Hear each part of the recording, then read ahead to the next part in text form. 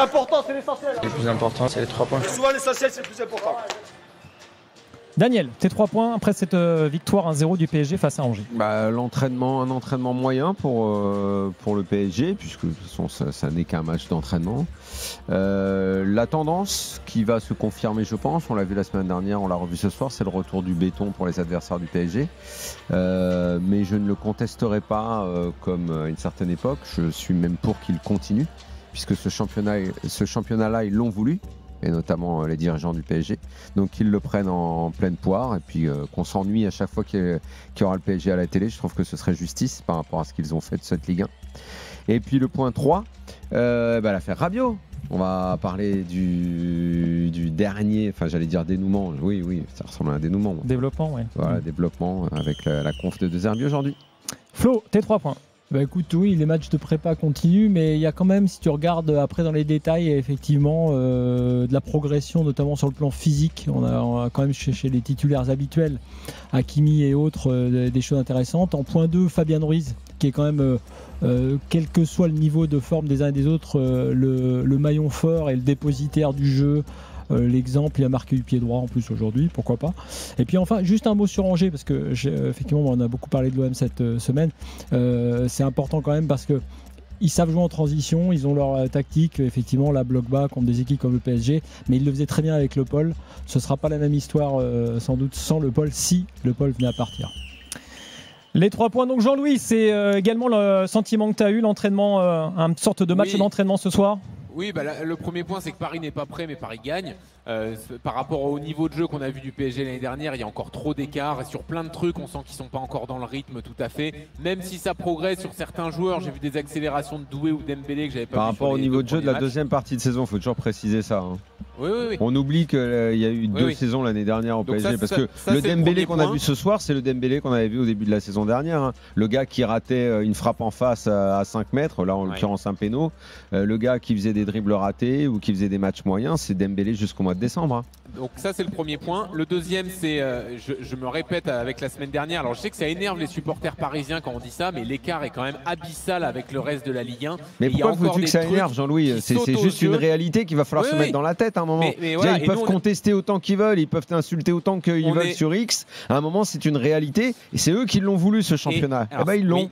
Et on est là aussi pour décrire cette réalité. Là, je rappelle encore que Angers, ils n'ont même pas fait un transfert payant sur leur mercato. Ils peuvent pas, ils ont y a le pas de plus petit budget de Ligue 1 avec 25 millions d'euros. Et ils sont sur le point de perdre peut-être leur meilleur joueur. Et là, c'est mon dernier point. Et il faut dire surtout que nous n'avons jamais vu ça dans l'histoire de notre championnat. Jamais. Et ça n'existe dans aucun autre championnat. Et je pense qu'on n'a jamais vu dans l'histoire de l'after quelqu'un être autant coupé sur ces 3 points. Mais bon, ça c'est autre chose. Jean-Louis. Et juste donc pour finir, moi je trouve qu'Angers fait un bon match quand même.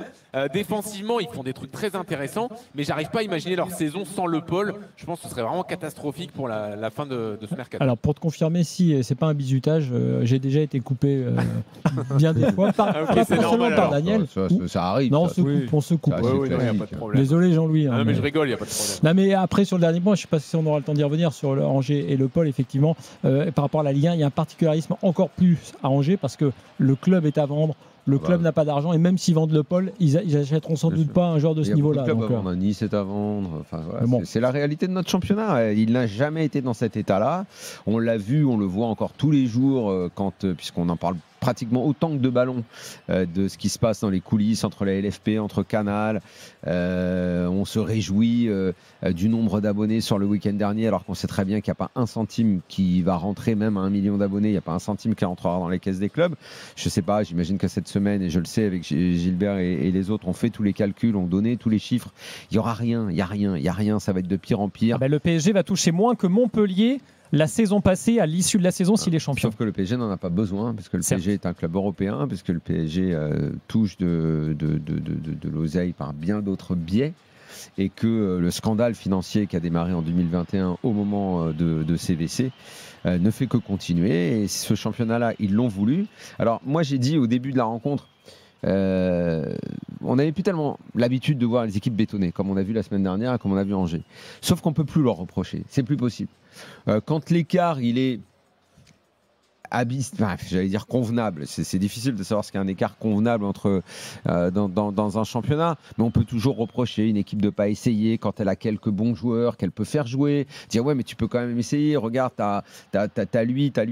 Mais aujourd'hui, quand tu vois Nantes la semaine dernière qui fait jouer des gamins de 17 ans, 18 ans, quand tu vois eux et tout, moi j'ai envie de leur dire, mais faites ce que vous voulez en fait. Jouez le béton si vous voulez, ça va peut-être se jouer à la différence de but. Oui, mais là, on est. Descente. Ouais. Qu'est-ce que tu veux faire Daniel, en fait on est en plus sur quand même dans les deux cas, Nantes et Angers, des équipes qui, comme tu l'as dit, sont privées, même dans leur effectif actuel de joueurs qui sont blessés, qui sont effectivement donc très très loin même d'un niveau normal. Donc j'ai envie de te dire que c'est même potentiellement une tactique ponctuelle, même peut-être parce que, oui, ou en tout cas, on verra. Je pense qu'il y a d'autres équipes, et pas seulement Monaco, et pas seulement Marseille, qui seront en mesure peut-être de tenter autre chose. En l'occurrence, on peut d'autant moins leur reprocher qu'ils ont des absents, que c'est très compliqué pour ces clubs-là. Donc moi, Angers ce soir, j'ai vraiment envie de te dire, et malgré les chiffres, 85% de possession, j'ai vu 21 tirs à 3, sur leurs 3-4 transitions, ils n'ont pas été ridicules. Oui. Je vais même te dire qu'ils n'ont pas été ridicules du tout. La frappe croisée de Belgdim et le contre qui est le centre de Capelle que Le Paul demande dans les pieds, qui lui met sur la tête. Bon, c'est peut-être 3 fois rien, mais mine de rien, il n'y avait qu'un 0.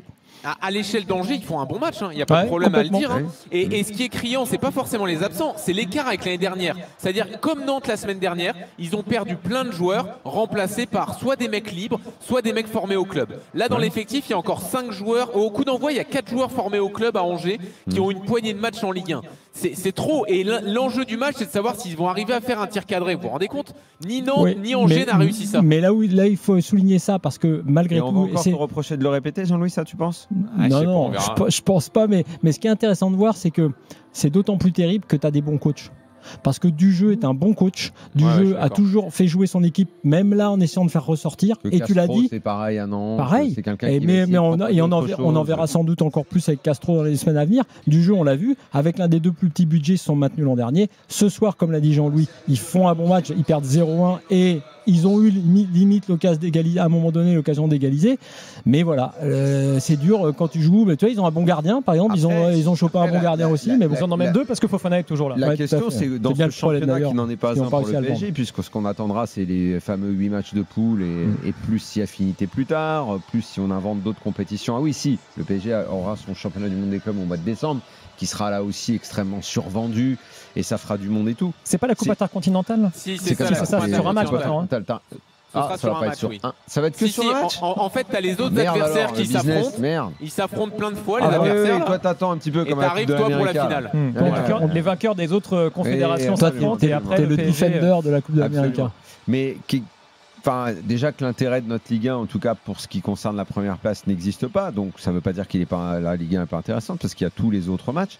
Mais sur les matchs du PSG qui sont censés être des matchs phares, à part peut-être 1 ou 2 dans l'année où on fera des débats contre Monaco-Marseille, tu l'as dit Flo tout à l'heure. Bon, voilà, il faut l'accepter. Les supporters du PSG vont toujours très mal vivre le fait qu'on répète la même chose, que ça n'a pas d'intérêt. Mais même la vérité, c'est que même eux, parce qu'il suffit de regarder aujourd'hui le Parc des Princes. Bon, t'as le Cube qui est toujours aussi formidable dans l'ambiance qu'il met.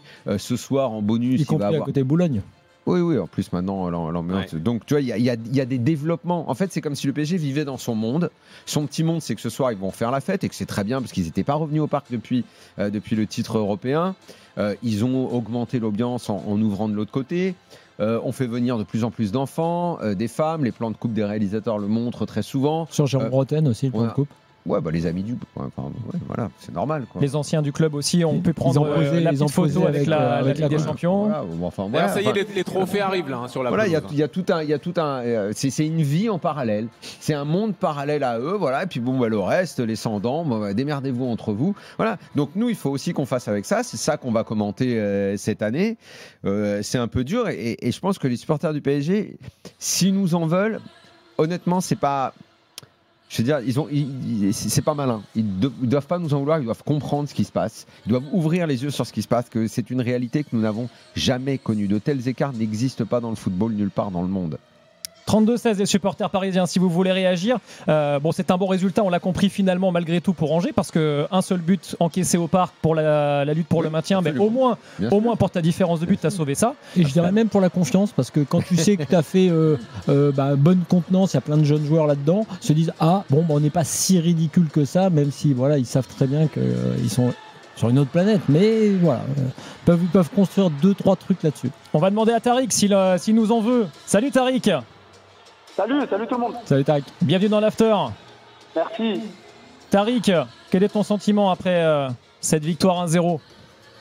Il n'y a pas grand-chose à retenir, mis à part que le Paris Saint-Germain, en début de saison, peut-être sûrement avant le Classico, mais ils vont continuer leur préparation tout doucement. Mais je reste déçu du spectacle et de ce qu'ont proposé Nantes et Angers, parce que tu peux avoir toutes les louanges, dresser toutes les louanges au dispositif qui est mis sur Ligue 1+, les beaux costards, les beaux plateaux, les consultants qui sont au top, mais le principal, ça reste le terrain. Et avec une tête d'affiche comme le Paris Saint-Germain, tu proposes des matchs comme ça. Je trouve que ce qu'il a envoyé, c'est catastrophique. Ouais, je suis d'accord avec toi, Tarek. C'est vrai que même pour le produit Ligue 1, on espère par exemple que dimanche soir l'affiche sera plus intéressante, que effectivement le OM PFC va être très attendu pour les circonstances dont on a beaucoup parlé cette semaine. Donc oui, non, malgré tout, dans ce grand paradoxe, dans le grand bordel actuel que traverse le foot français, malgré tout, il y a plein de trucs que j'ai envie de voir en Ligue 1. Mais il ne faut pas se mentir, le PSG, on va attendre la Ligue des Champions. Mais de toute façon, ça fait pas mal d'années, mais je trouve que c'est chaque année un peu plus. Et là, on a atteint une forme de paroxysme. Et le PSG en Ligue 1, ça n'est plus intéressant, ça ne vaut plus rien. Après, je trouve que dans cette facilité-là, il y a presque parfois un peu trop de facilité du côté du Paris Saint-Germain, un peu trop de gestion, parce que quand tu es à 1-0 dans un match comme ça, alors ça change pas grand-chose, même s'il y avait eu un partout, ça changerait pas grand-chose à la saison du PSG. Hein. Mais néanmoins, et là en termes de spectacularité, je trouve que c'est dommage. C'est vrai que je pense que le PSG, on l'a vu d'ailleurs avec des entrants, que ce soit les titulaires habituels la semaine dernière ou les entrants actuels, ceux qu'on avait vu contre Tottenham très bons, on n'a pas non plus eu une folle envie de marquer le deuxième but. Je veux dire que voilà, on a géré énormément et presque trop. Moi là, il y a quand même un point sur lequel tu vois, que tu gères quand tu mènes 3-0 un match, c'est une chose, que tu le gères quand tu mènes 1-0, c'est presque plus vexant et presque Daniel, plus terrible. C'est un match d'entraînement en réalité. Même un match d'entraînement. Tu as repris l'entraînement il y a combien? Il y a 2 semaines. Il y a les remarques quand on demande, on dit est-ce que les supporters du PSG comprennent ça et tout. Non, beaucoup ne comprennent pas. Souvent parce qu'ils sont jeunes, ils sont pas très cultivés, ils veulent pas réfléchir. Donc il y en a un, il fait un commentaire, je vais répondre très rapidement. Il dit sur le chat par rapport à ce qu'a fait le Bayern ce soir. Ouais. Qui a gagné 6-0 contre Leipzig. Alors il dit alors est-ce que la Bundesliga n'a pas d'intérêt? Alors l'énorme différence, c'est d'abord que c'est contre Leipzig, qui est une équipe qui a beaucoup d'argent et qui ouvre le jeu. Leipzig, ça a des moyens, c'est pas Angers, ils prennent la raclée. Au revoir tout le monde, il y a rien à dire. Et encore, si on va un peu plus loin que ce raisonnement, c'est le raisonnement que je tiens très souvent, c'est l'espèce de gros mensonge qui maintenant perdure depuis quelques années sur l'intérêt des compétitions nationales. On le sait parce que on essaye de maquiller ça en allongeant la Ligue des Champions, en créant un mondial des clubs. J'imagine que vous n'avez pas raté ce qui s'est passé cette semaine avec l'espèce de proposition un peu bâtarde, bidon, pas encore complètement affinée, mais qui tardera pas à l'être, de la FIFA, qui s'alliera peut-être à l'UEFA pour disputer une sorte de championnat du monde des clubs encore plus large, parce que tout le monde a bien compris qu'au niveau national, les écarts étaient devenus trop importants et qu'on nous vend des compétitions nationales qui ont de moins en moins d'intérêt. C'est tout. Et en France, on est dans quelque chose jamais vu qui est dû à la crise financière qu'on traverse depuis 3-4 ans et qu'on ne réparera pas. Donc il y a ça. Et l'autre commentaire que j'ai vu passer, mais ça n'est pas la faute du PSG. Si ça l'est, parce que la mainmise sur la LFP du président du PSG fait que la situation financière, il l'a couverte et il a même participé à la créer. Voilà, ça fait 1 an qu'on répète ça. C'est bizarre que vous ne vouliez pas comprendre quand même. Jean-Louis, au Parc des Princes, les célébrations. Ça y est, les célébrations, les 5 présentoirs avec les 5 trophées du club sont installés juste devant une pancarte champion. Il y a le staff technique qui est rentré, les joueurs ensuite. Marquinhos vient de rajouter le 5e trophée, c'est la Super Coupe d'Europe. À côté donc de la Ligue des Champions, de la Ligue 1, de la Coupe de France et du Trophée des Champions. Et sachez que Donnarumma est là en civil, en jean et en sweat, mais il est bien là, il a été associé donc. Il est en civil, ouais. Parce qu'il y a les 4 autres gardiens en tenue avec leur maillot de gardien, même ceux qui n'ont pas joué, c'est pour ça que je dis ça. Une dernière apparition sans doute. Voilà, donc là ils sont en train d'applaudir. Oui, il a un peu mérité Donnarumma, il a participé un peu quand même. Exactement, il est en train de tomber dans les bras de tout le monde d'ailleurs là en ce moment, Hakimi notamment. Voilà, donc les Parisiens qui étirent encore la fête un peu plus avec le public du parc. Le parc est toujours plein là. Elle était comment d'ailleurs l'ambiance ce soir? C'était vraiment la fête annoncée, Jean-Louis? C'était plutôt pas mal. Ouais, c'était sympa. Franchement, c'était une belle ambiance pour un PSG Angers de Ligue 1. Ils étaient contents de retrouver leurs joueurs. Il y avait 3 mois depuis le dernier match ici au parc. C'était contre Auxerre. Alors le public avait déjà pu applaudir tout le monde le lendemain de la victoire en Ligue des Champions parce que le parc avait été ouvert.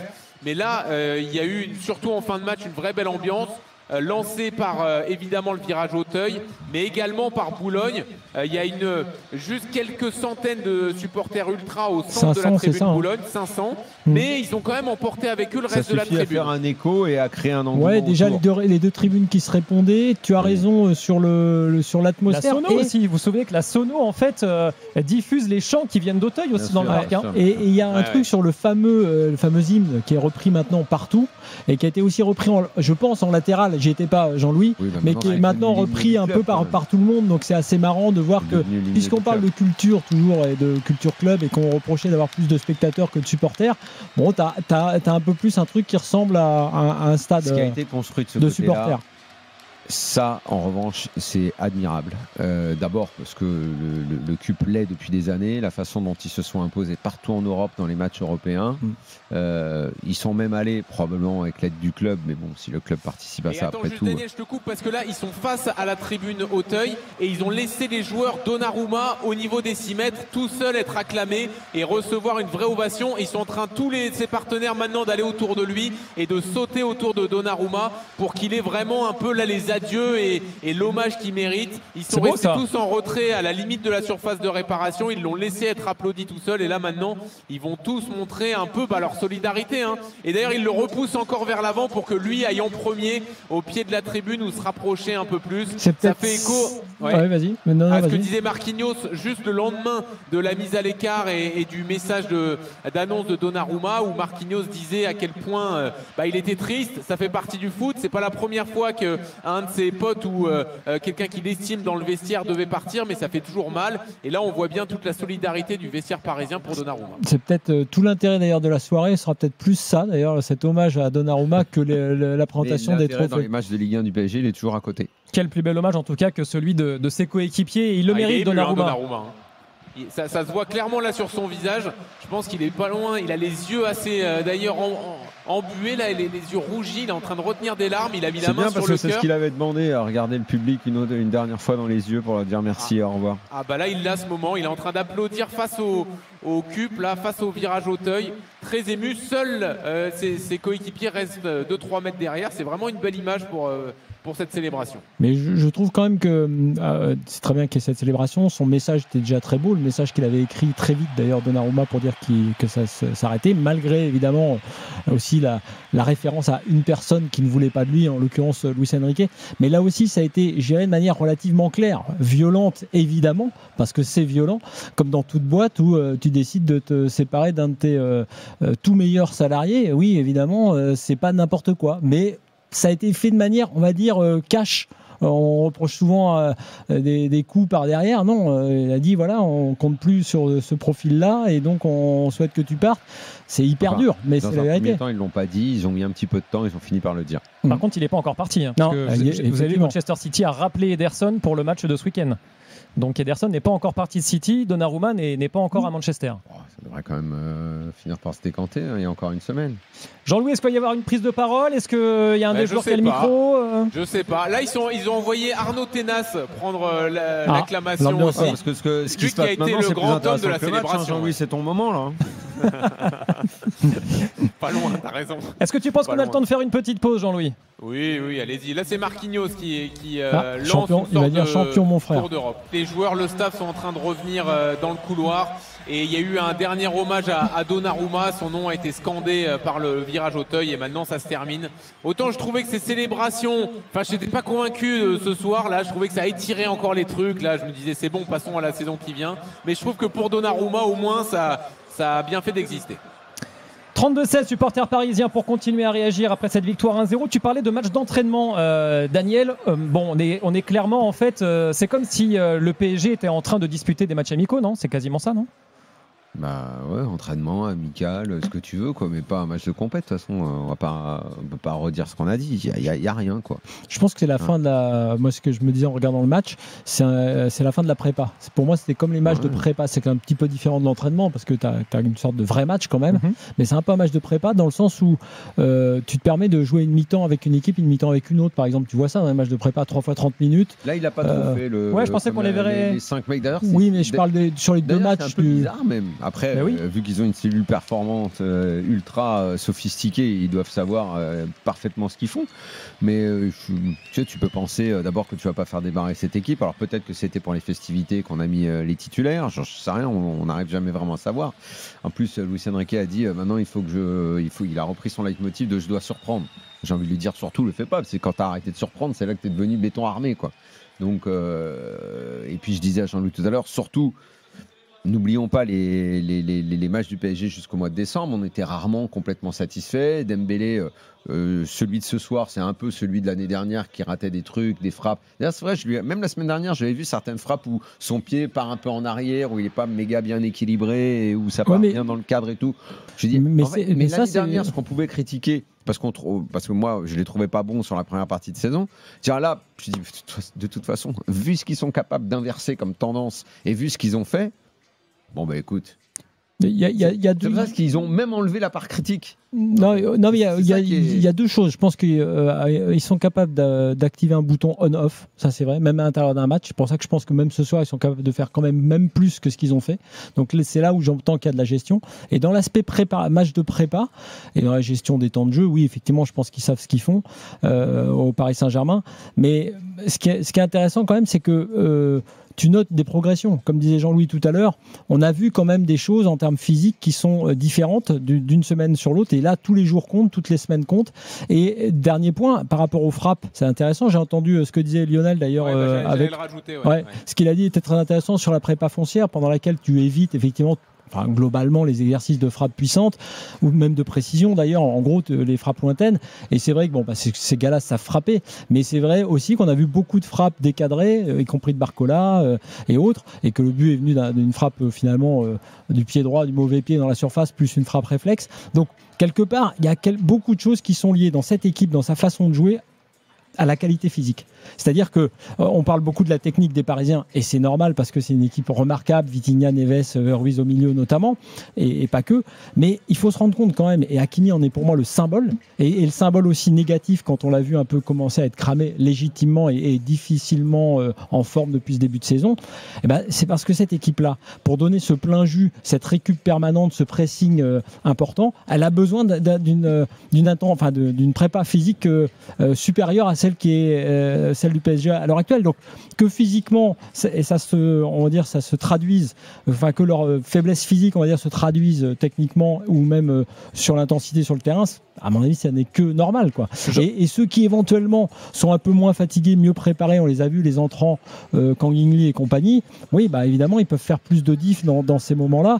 Donc l'aspect physique est capital à surveiller. Quel joueur justement vous a paru le plus proche de son meilleur niveau d'un point de vue physique? Peut-être Fabian Ruiz, pas seulement parce qu'il a marqué, mais plus actif, et puis aussi parce qu'il marque. Dans un match comme ça, quand t'as pas grand-chose. Et parce que Fabian Ruiz dans son jeu a moins besoin. Doué, il y a eu des moments où il a été très bon. Il retrouve des jambes, il retrouve tous des jambes. Il était là.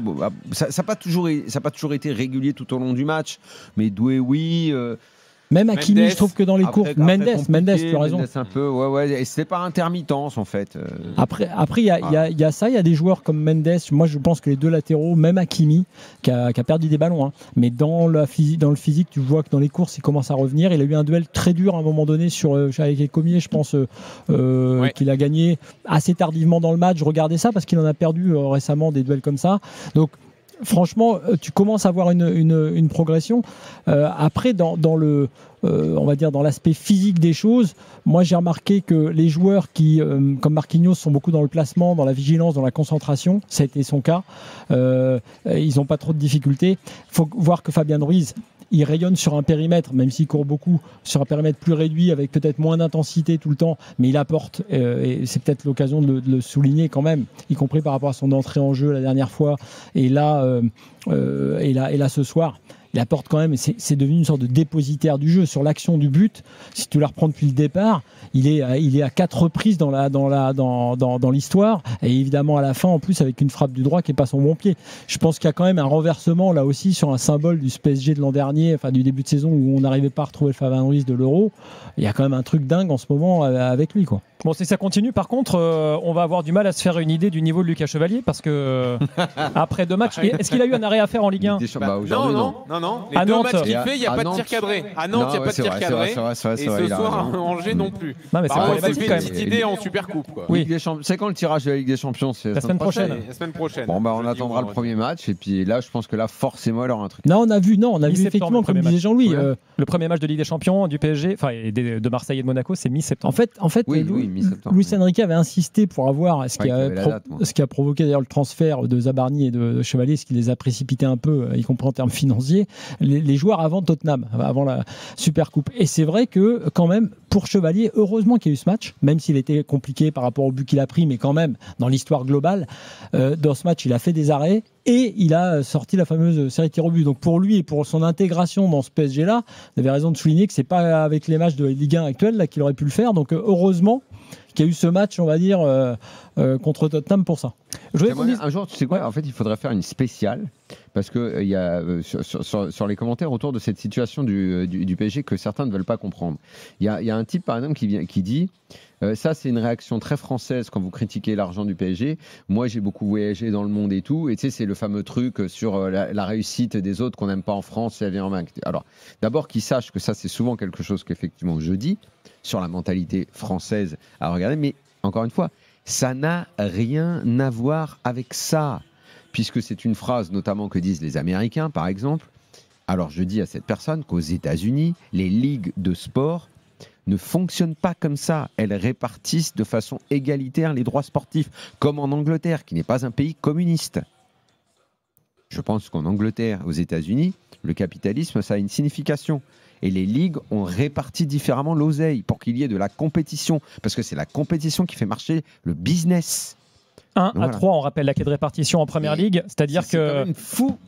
Le premier touche seulement 3 fois plus que le dernier. Il faudrait faire une spéciale pour essayer Ça fait quand même 1 an qu'on parle de ça. Mais il y a encore des gens qui ne veulent pas l'entendre. Et il faut rappeler qu'en NBA, le club le plus faible de la saison régulière réussit l'année suivante à avoir le premier choix de draft donc, en NBA. En basket, voilà, tout à fait. C'est quasiment pour le coup, un système un peu communiste, la NBA, dans un pays capitaliste. Mais donc cette personne-là, qui a probablement beaucoup voyagé, manque de culture économique de façon absolument flagrante. C'est fou, mais bon, je ne sais pas comment le dire. Il faut faire une spéciale avec tous ces gens-là qui téléphonent.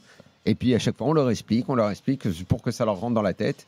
Et qu'ils ne disent pas les dominations de Marseille et de Lyon à l'époque et tout. Ça n'était pas la même chose. Les écarts n'étaient pas aussi importants. Et les répartitions des droits télé, quand il y en avait, n'étaient pas aussi importants. 50% et plus du pactole étaient répartis de façon égalitaire. Les chiffres existent.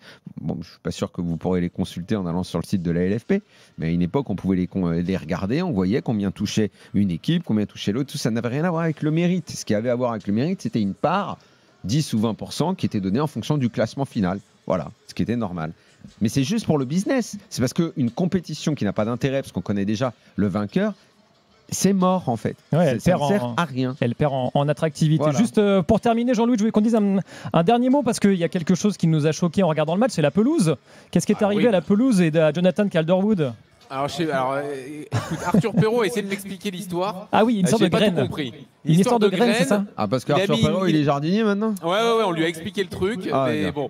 Donc en gros, il a mis une graine d'hiver en été. Normalement, ça devait marcher, mais là, vu les températures, ça n'a pas marché. Là, c'est dramatique, mais pour le premier match de Ligue des Champions, ce sera bon. Donc, voilà. Même pour la pelouse, ils sont plutôt sur la Ligue des Champions que sur la Ligue 1. Même la pelouse est en préparation. Ils sont en prépa. Par contre, avant la Ligue des Champions, Jean-Louis, il y a quand même un match de l'équipe de France au Parc des Princes. Qu'est-ce qu'il en pense, Didier Deschamps? Jonathan Calderwood, je sais pas. En tout cas, il était là, je sais pas ce qu'il faisait, mais il faisait attention à sa pelouse. Pour ce qui est des graines, Jean-Louis, c'est Gilbert. Non, pour ce qui est des graines. Donc la petite graine, tu demanderas à Gilbert. Gilbert qui est allé piquer. Je sais pas s'il va continuer à manger des graines après la semaine qu'il a passée, Gilbert. C'est vrai. Mais attends, excuse-moi, parce que Daniel a raté cet incident d'ailleurs, je crois, Jean-Louis. Si, Daniel, il était là. Ah, t'étais là, toi? Ah, t'étais là, pardon. C'est moi qui n'étais pas là. Début de semaine, si. Ah, il y a eu un incident. Ce qui dit qu'il s'est peut-être arrêté sur les graines. Oui, bien sûr, j'étais là. J'ai entendu que Jean-Louis a repris l'antenne, je me suis presque inquiété. Mais comme j'ai entendu Jean-Louis avec le sourire, je me suis dit. On a entendu quelqu'un tirer la chasse d'ailleurs derrière. Voilà. Daniel, tu voulais rajouter quelque chose? Mais t'as oublié. Non, je crois pas. Si, je crois. Si, tu voulais dire un truc, mais moi je voulais ajouter un truc. Oui, c'est ça, excuse-moi. Oui, t'as un délai pour Calderwood pour la pelouse où il a dit qu'il allait réparer vite, mais combien de temps on sait? Il a dit premier match de Ligue des Champions, ouais. Donc, donc pas le match de l'équipe de France. Normalement, voilà. Donc je n'avais pas entendu. Voilà. Je n'avais pas entendu. J'étais sur les. Et ça montre bien que tout le monde, comme disait Flo, est concentré sur le premier match de Ligue des Champions. Ouais, c'est vrai que c'est la prépa. Tout le monde est en rodage, quoi. Tout le monde est en prépa, c'est quand même énorme. Et moi, je pense quand même que là, il reste 10 jours de mercato et que le PSG devrait quand même se pencher sur certaines recrues. Je pense qu'au milieu ou devant, il manque quelqu'un. Ah, mais attends, Jean-Louis, remplacer, je t'arrête tout de suite. Attends, j'ai écouté l'avant-match avec attention. Oui. Mais attention, il y a des infos, on nous cache des trucs là. Pourquoi? Ouais, Fabrice Hawkins a dit si vous allez sortir sur un coup sur un attaquant, puis après il a dit je peux pas le dire, puis après il a dit mais faut vendre, mais pour acheter. D'accord, mais en gros, ça veut dire qu'ils sont sur quelque chose, quoi.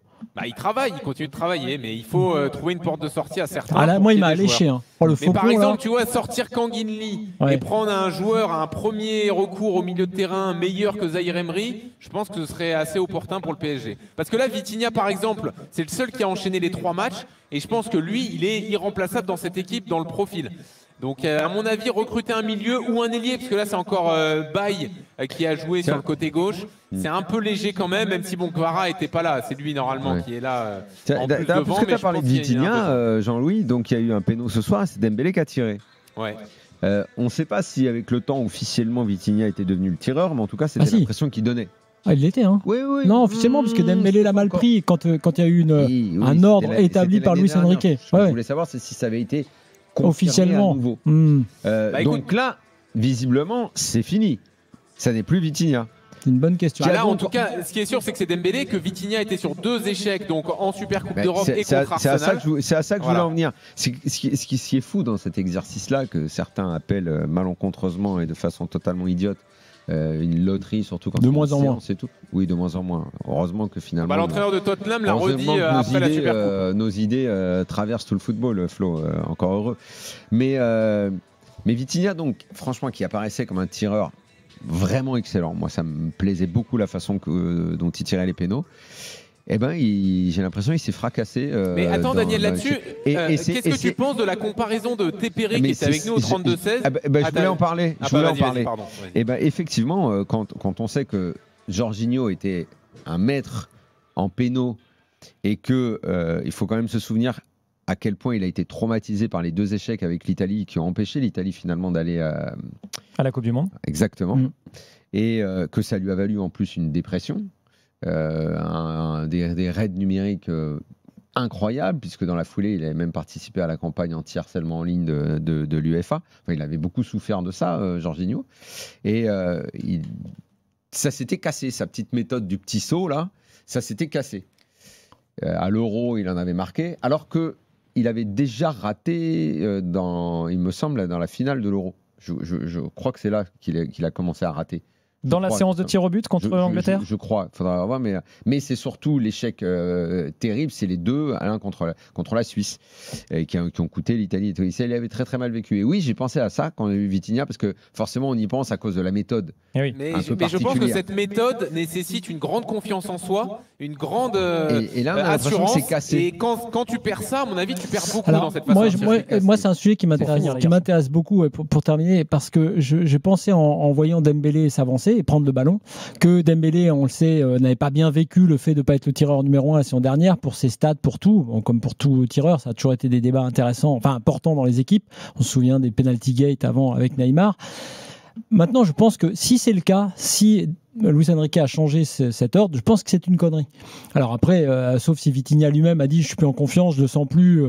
Je pense que Vitinha a eu des échecs, mais pas des échecs traumatisants. Il n'a pas fait perdre au Paris Saint-Germain, malgré tout, la Ligue des Champions ou ce genre de choses. La Super Coupe d'Europe, il gagne les 2 titres où il rate un penalty. Oui. Ouais. Donc si tu veux, je pense que, en l'occurrence, ils savent ce qu'ils font. Hein, c'est pareil, ce sont des techniciens et on ne sait pas encore une fois ce que pense lui-même Vitinha de cela, mais je trouve que sa technique, et après voilà, c'est quand même une technique, c'est pas une loterie, il sait les tirer, c'est pas parce que tu en rates 2 qu'on doit changer. Et à l'inverse, si lui-même n'a pas demandé à être retiré, dans ce cas-là, je trouve que c'est d'autant plus gênant parce que tu peux ébranler encore un peu plus la confiance de ton tireur en faisant ça. Donc, sachant que Dembélé a raté, je pense que le choix de Luis Enrique de ne pas mettre Dembélé au départ et de plutôt mettre Vitinha était le bon. Moi, je pense malgré tout que Vitinha reste avec cette technique notamment un très bon tireur de pénalty. Oui, sauf que si jamais, non mais c'est pas la question, c'est si jamais il a perdu la confiance comme dit Jean-Louis. Je pense pas sur ces matchs-là, c'est des pros. C'est pas comme le cas que tu as cité avec Jorginho et autre chose, c'est un traumatisme dingue pour des raisons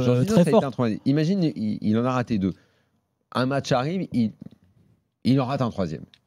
Qu'est-ce que tu fais? C'est la vie des footballeurs. La fille du non, mais là, par exemple, t'es contre Angers, t'es pas contre en demi-finale de Ligue des Champions. Donc tu dis au contraire, c'est là qu'il faut qu'ils se refassent. Qui ont été des tireurs et qui ne l'ont plus été, qui ont arrêté. Oui, mais après des trop ratés ont changé la vie de beaucoup de monde. Non, mais là où t'as raison, c'est que dans le foot. Je suis d'accord. Moi, c'est un sujet que. Ah, mais j'adore ce sujet-là. Sur les changements de vie à cause d'un péno. Je suis d'accord, sauf que les changements de vie après des pénaux ratés arrivent après des événements majeurs. Oui. Pas après ceux qui sont arrivés pour Vitinha. Le 3e dont je te parlais, c'est s'il arrive dans un match un peu plus important. Oui, mais c'est pour ça que moi je te dis que contre Angers, tu le laisses parce que c'est Angers et que même s'il le rate contre Angers, ça ne changerait rien. C'est pour ça que j'ai été un peu surpris.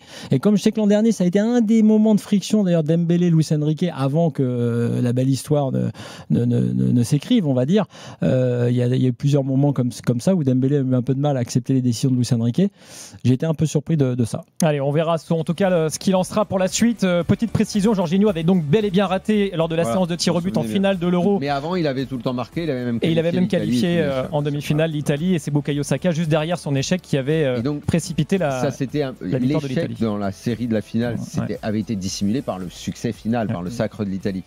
Mais dans la foulée, voilà, ça a continué. Il y a eu un 2e, il y a eu un 3e, et là tout s'était cassé pour lui, la dépression, l'élimination et tout.